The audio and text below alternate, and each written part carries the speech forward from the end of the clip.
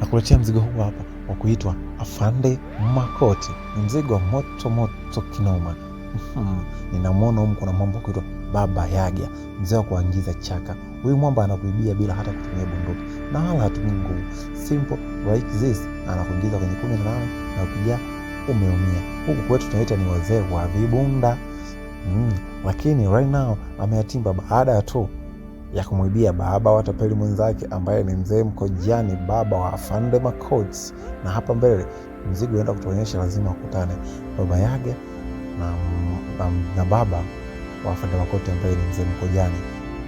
Lakini yote inaonekana Baba Yaga ameyatimba baada ya kwenda kukutana na dalali ambaye alishakwisha kumtapeli.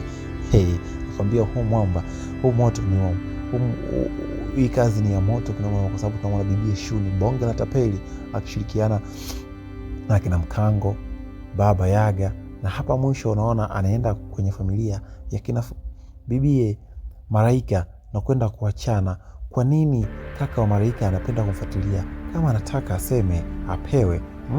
Mzi kufia kwenye kidonda sio fala. Hata baba wa Malaika naye kaambiwa hivyo ya weauje.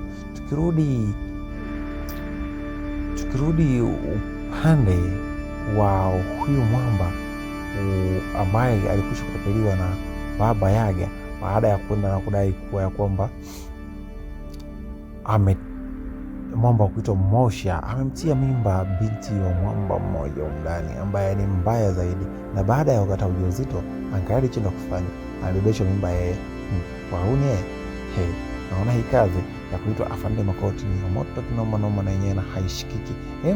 Bonyeza alama ya subscribe hapo kuonyesha upendo, bonyeza alama ya kengele na usahau comment na kushare. Adondosha comment yote hapo, aidha kazi tuongeze dakika aiweje ya weauje. Afande Makoti ndo habari ya mjini, ni kazi moja ya kwenda.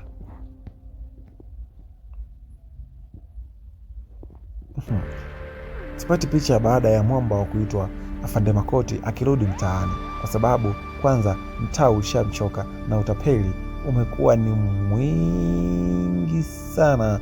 Lakini tukija kurudi kwenye ndoa ya bibi Malaika kaolewa pale tu basi, lakini moyo wake haupo pale, moyo wake uko kwa mwamba mwingine kabisa.